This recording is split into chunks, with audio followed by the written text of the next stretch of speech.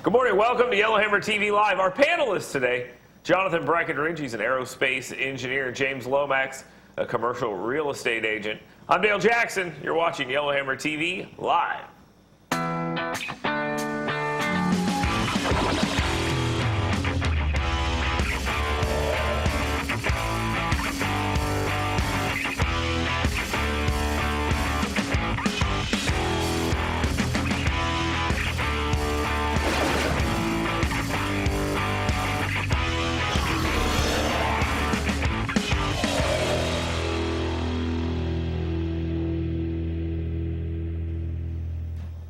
It has been one day, and campaign Trump is back. We'll talk a little bit about that in a little bit. Also, we have a challenger for Congressman Mo Brooks in the United States Congress, and a whole lot more to discuss. Let's go ahead and get to the headlines.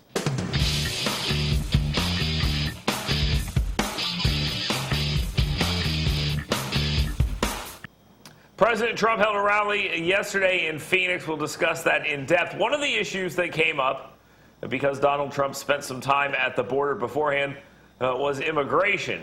But during this event that Trump held yesterday, he didn't really talk in depth about a potential deal being made by the White House with members of Congress that could include what I'll call amnesty, because that's essentially what it is.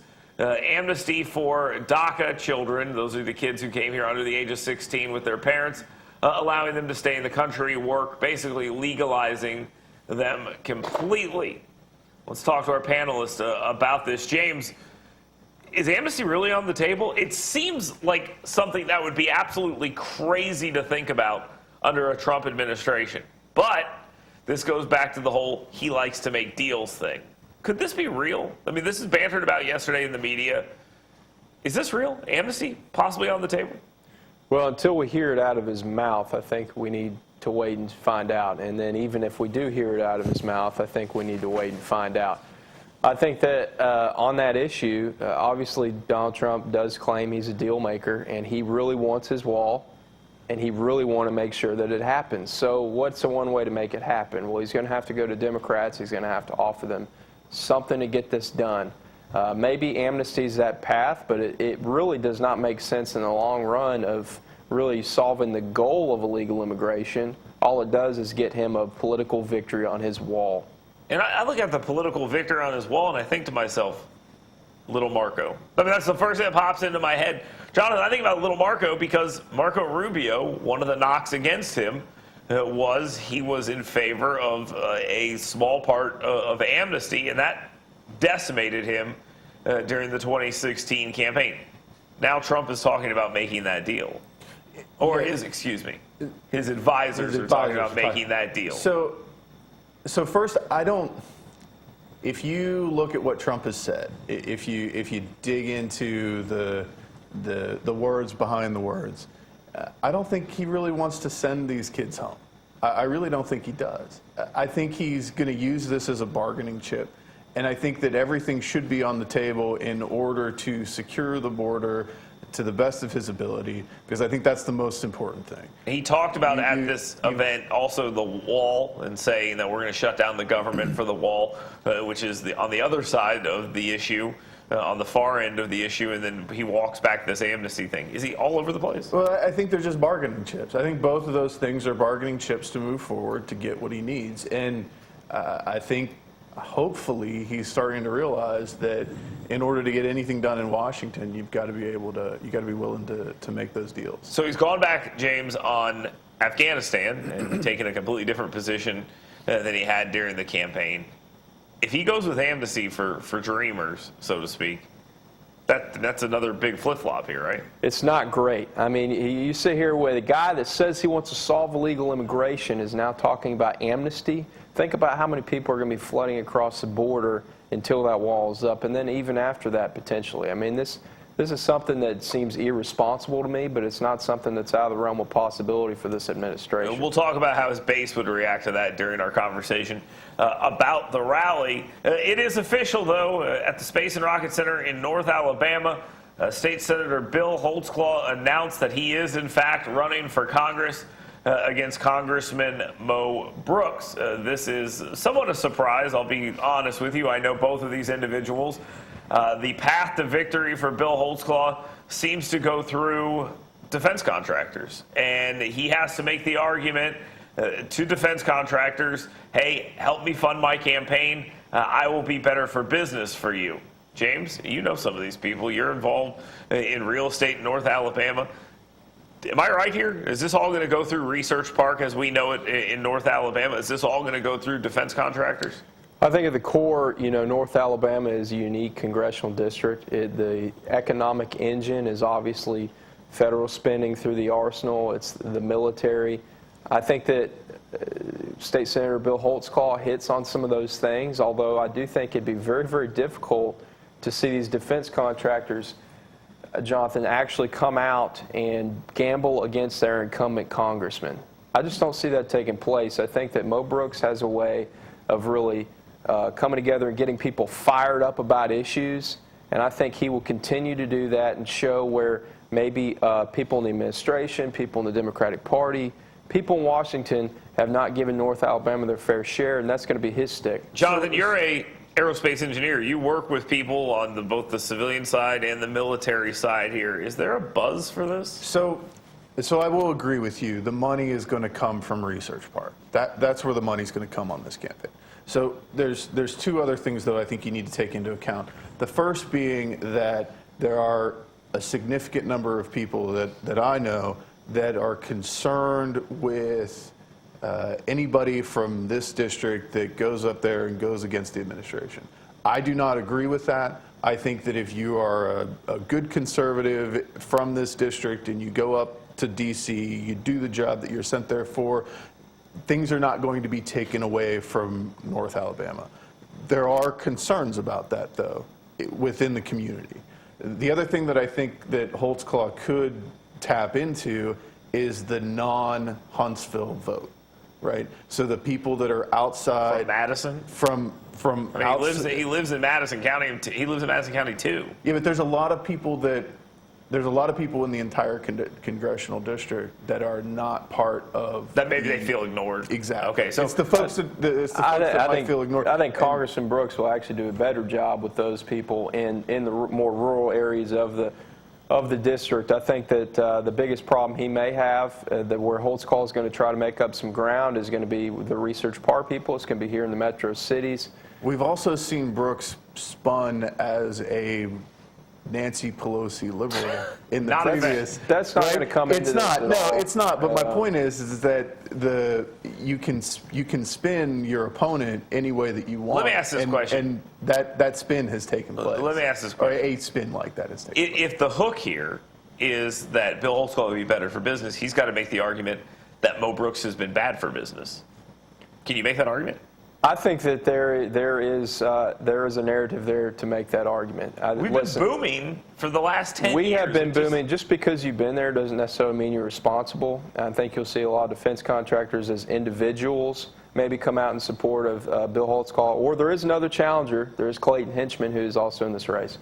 Somebody else, maybe they'll gamble on somebody else, but their actual companies, I don't see them going against the incumbent with their PAC money. Okay, and if you go with individual dollars, that's significantly less. The PAC money, there's significantly more of that. If you're going with individual dollars, you can only put so much in. But Dale, I mean, you do have to look at, there's things that Tommy Battle has done to recruit business in North Alabama. There's things Senator Shelby obviously has gotten the credit for. I agree with that, but if the hook again is Mo Brooks has been bad for business, you got to have some data that shows that. Sure. And I don't think that that's there. I don't think that's there either. And you can say other people have done it, but my response would be, well, he hasn't impeded it. So I don't know.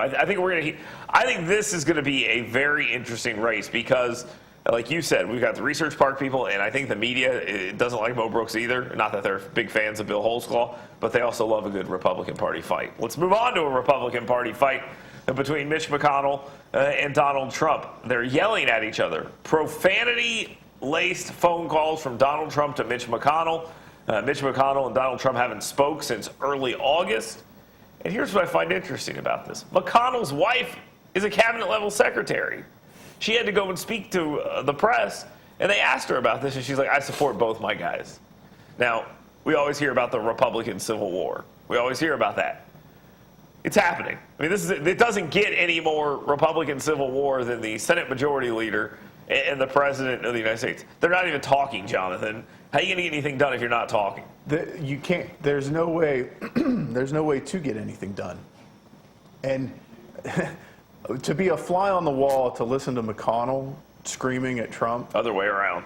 Would have Trump screaming at McConnell. Right, but if they're in a fighting match, if they're in an argument, Yeah. then McConnell had to have raised his voice at some point. And I just don't know what that would even look like. Yeah, it's strange to hear this. They got to work together. McConnell's been there a long time, career politician, all that jazz that we like to talk about. He knows how things get done. Trump walks in and says, I just want stuff done. And we talked about that a little earlier. He's all over the road. And people, as much as they bang McConnell, I think he has a core set of principles that he wants to move forward. But he's a deal maker. I mean, he's more of a deal maker than Trump if you want to look at their records in government. How do you get anything done, though, here? I mean, I hate to ask that question again, but if they're not talking, how in the world do you move forward on health care, immigration, all this other stuff? How do you do it? Well, I think Trump's strategy on a lot of things is just remove the problem. And I think right now he views McConnell as a problem. It'd be interesting to see if he goes any further on his argument with McConnell here to actually try to form a rift to the point where he actually gets removed from his position in the leadership. Now, I don't see that necessarily happening. Obviously, Donald Trump can't flip a button and that happen or occur. But Donald Trump has a lot more pull in the Republican Party right now than McConnell does, I would argue. I would argue you're wrong. Let me tell you why. I think the people in the Senate, they're starting to side, the ones that are publicly speaking, are going to side more with McConnell. I mean, look what's happening. We talked about this the other day. Corker, Flake, Tim Scott, Murkowski, Collins, and I can't remember the other one off the top of my head. McCain. Did I say that one? Anyway, so that's at least 6 right there. Then you've got your lifelong, your Lindsey Grahams, all these other folks. I don't think that in the Republican Party, if you fracture it, that they can do anything. So does McConnell have to walk towards Trump? Like, is that what you think? I do think. I think that McConnell is really going to have to go to Donald Trump, and because they need to work together on these issues to get anything across. They need Trump's bully pulpit, and then they need McConnell to actually get behind the scenes and get things done. Okay, so here's what's interesting. In Alabama, we saw Strange get the backing of McConnell and Trump. Last night at Trump's rally, he basically talked up every single person who could possibly be Jeff Flake's challenger. There were people in the crowd holding McCain's a traitor sign, and these were Republicans. And the crowd was chanting, McCain's got to go, and Trump was there soaking all of this in. If he's trying to create a rift and get people in the Senate on his side, that ain't how you do it.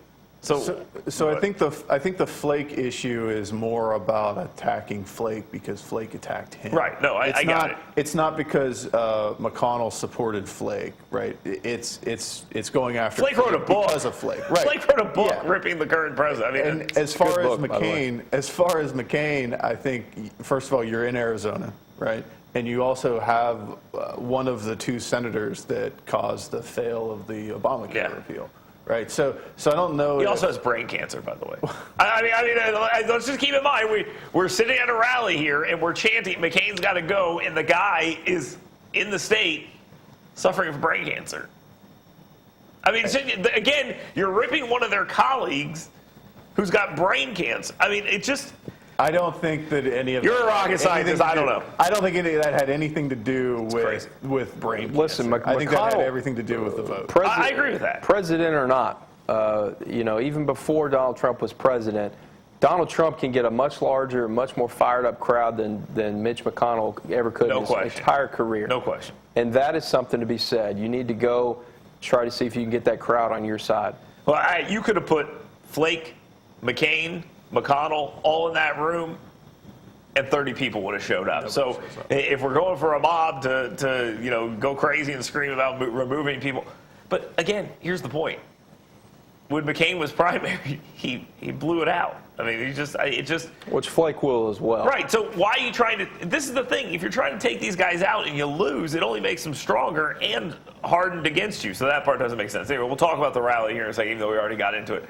Last headline here for you. Howard Dean said, and he finally just went all in for Democrats. Howard Dean yesterday, the former head of the DNC, said that if you vote for a Republican in 2018, you're a racist. That's it. That's how they'll decide. At this point, if you vote for a Republican in 2018, you're a racist. Racist, Nazi, alt-right, all these insults being thrown at people that we know aren't racist, Nazis, and alt-right. I've been called a racist and a Nazi more times in the last 2 weeks than in my entire career, and that's a fun insult to throw at talk radio hosts. I looked at it like this. Donald Trump and the Republicans are not wildly popular. But I think one of the biggest fears people have is that the other side wins, because they've gone so crazy in the form of political correctness and just overreach that most people look back at this and go, I voted for Republicans before and I'm not racist. Can Democrats win this way, James? No, I don't think so. And it's just the same way Republicans can't win by calling Democrats, communists. Now, maybe socialists. You can get away with that. Yeah. But I don't think that... Especially when they put a guy up who came in second in their primary who was a socialist. So. Yeah. But listen, demonizing other sections of people is not the way at all to win an election. And those guys really are the Nazis or whatever. They may vote in a Republican primary, but they're a faction, such a small, not even a faction, they're fringe. They're just not even part of the lifeblood of America. They're the crazies. I look at it like this. Trump has some soft support amongst Republicans, but this kind of stuff only makes it harder. I don't like Trump's personality. I've made that crystal clear on every platform I have. But I support his ideas generally. I'm a Nazi. I'm a racist because I support the general ideas. That doesn't make me go, oh, let me help Howard Dean, does it? No. So I think what Howard Dean has done is shown exactly what the media and the far fringes of the Democrat Party. That's mainstream. But this is what it's all been building up to. So we had 8 years worth of Barack Obama in the White House, and nobody talked about removing statues or cracking down on speech of people, even though the Nazis and the alt-right and the racists and the white supremacists all still existed. And now you've got, all of a sudden, Trump's in office for, 7-8 months? Yeah. And now you've got now we're pretending it's happening every everywhere. single person who's ever been a Republican is automatically a racist. Yeah. And a Nazi. What Howard Dean's doing is what is exactly wrong with politics. It's what me as a young person kind of worries me about politics in this world, is that he's trying to remove the standing of Republicans and say, hey, you can't speak on this issue because you're a racist, Yeah, which no, is not I further agree. from the truth. It is a foolish move, because what it does is it exposes their play. It just shows it for what it is. There's always this, oh, come on, you're being a little racist, this little, it's because you didn't like the black president, right? There's that, and then there's you're a racist. And if you're doing the you're a racist and pointing at someone's face, they're not talking to you. It's escalation, and it is the most parabolic statement that I have ever heard anyone say. All right, there we go. Jonathan Breckenridge, James Lomax, stay tuned. When we come back, we'll talk about this rally yesterday in Phoenix. Afterwards, of course, there were interactions between protesters and police. Which Trump showed up? New Trump or old Trump? Stay tuned. It's Yellowhammer TV Live.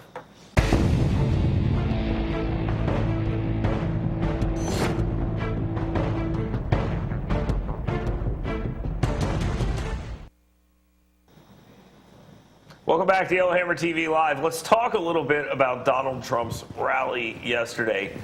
New Trump showed up at his speech the other day where he talked about Afghanistan. There was a reasonable, measured teleprompter reading Donald Trump. Last night, Donald Trump was at a rally in Phoenix where he pulled a piece of paper out of his pocket, went back over the Charlottesville fiasco, and decided to start riffing on pretty much everything. I call him insult comedian Trump. That's who he was. So yesterday, James, old Trump. That was campaign trail Trump, and to a T. And I think that is actually where Donald Trump is most effective. Really? In reaching his base. Now, I don't think he's effective president in that manner, obviously, but he's back to doing his old shtick, and we'll see if that has anything to do with anything here. Well, let me just ask this before we get too far into this conversation. Why have that event the night before if you were going to do this? Why even bother? Why not have it the next day? If you're going to blow all your Afghanistan stuff off the page with insult comedy towards Flake and McCain and the media and Antifa and all that other stuff. Why put these two events so close to each other? I mean, when he has a good moment, why not let it marinate and let him talk about it for 3 or 4 days? Why get out there and blow it up the next day? It makes no sense. He seems to keep shooting himself in the foot constantly. He seems to not know whether or not he wants to be President Trump or campaign Trump. And I think that the speech in Phoenix was definitely campaign Trump. I do have to say that the speech that he gave on Afghanistan was probably the most presidential I've ever seen him. Right. And it was a fantastic speech, and he should have let it ride a little bit to he craves conflict too much. I mean, this really is. Well, there is momentum in it. You know, he did carry the momentum of that Afghanistan speech into this rally. I mean, I guarantee that speech brought even more people in the front door of that rally and probably gave him even more coverage, even though he already had plenty. I do think that Donald Trump does not know when to stop. And I think this is a very good example that he still does not understand. He does not have a filter.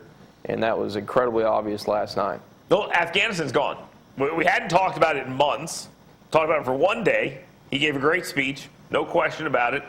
I think he was almost 100% right in that entire argument that he made there. And then that went away, and we're back to fighting about immigration, healthcare, the media, all these other things that he has generally failed on. I mean, it's almost like, hey, here's my new strategy on this thing. And here are all these other things I failed on. Let me go settle these grievances. I mean, he really is, I've called him before the right social justice warrior. I mean, he is constantly attempting to settle grievances. And that's all that was last night. It was grievance monitoring. That's it.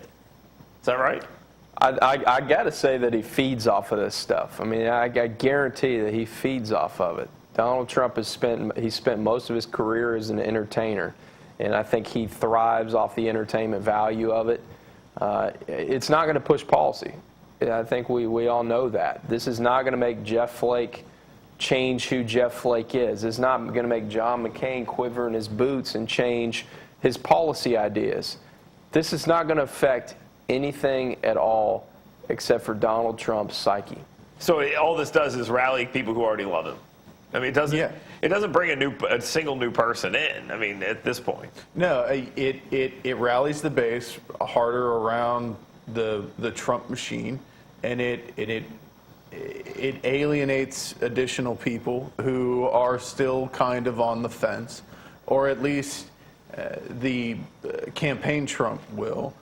Maybe there's a situation where he hopes the calm, cool, collected President Trump will bring in more people from outside, and then he just rallies the base around crazy campaign Trump. Here's a crazy theory. I think that gives him way too much credit. Here's my theory on this. He goes out there, this is bait. He baits the media, he baits Antifa, he calls them out by name. He does all this stuff at the campaign rally, rah, rah, rah, gets the crowd. Then it's over. The mob starts attacking police officers. The media reacts emotionally to everything he does, starts implying that he's mentally ill and all this other stuff. That plays right into his wheelhouse too, right, James? I don't know necessarily. I mean, I don't know how that would. He does enjoy this fight with the media, and I think I can see where you're coming from, and that he gets to say how absurd the media is. Out of control, how biased, all this stuff. Point that out, but when they're saying some positive things about you for Afghanistan, why go after them? I agree with that. That was my earlier point. I completely agree. Let's take a quick time out. When we come back, we'll get to the biggest story of the day. Well, they'll talk about what's important to them. Stay tuned. You're watching Yellowhammer TV Live.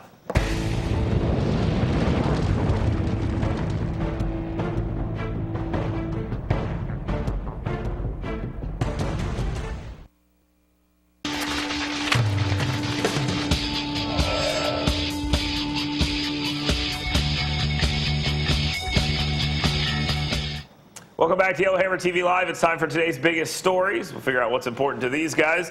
Jonathan, what's important to you today? So the biggest story for me today is that today is the day that Dale Jackson swims in the Alabama-shaped swimming pool. Yes, the governor, Ivy, has invited me down. I will be down there swimming. We'll bring pictures tomorrow. After Nobody wants to see that. 8 years or so of doing this. And It's not quite that many years. Governor pushing Bentley for- promised me that I could swim in his pool. Ivy's fulfilling that promise. So you finally get to swim in the pool. Congratulations. I've arrived. I feel like you have arrived. I've arrived. James, what is the most pretty important sick. story of the day for you? You don't want to see the pictures? No, that's pretty sick.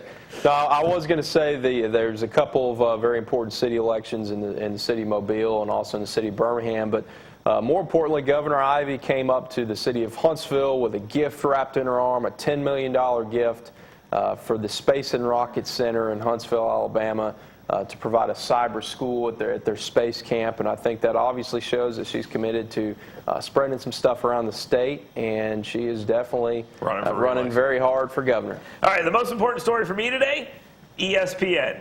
Oh, God, Trump could not write this himself. An announcer for the Virginia game on ESPN has been replaced. The reason he's been replaced, he shares the name with a Confederate general, Robert Lee.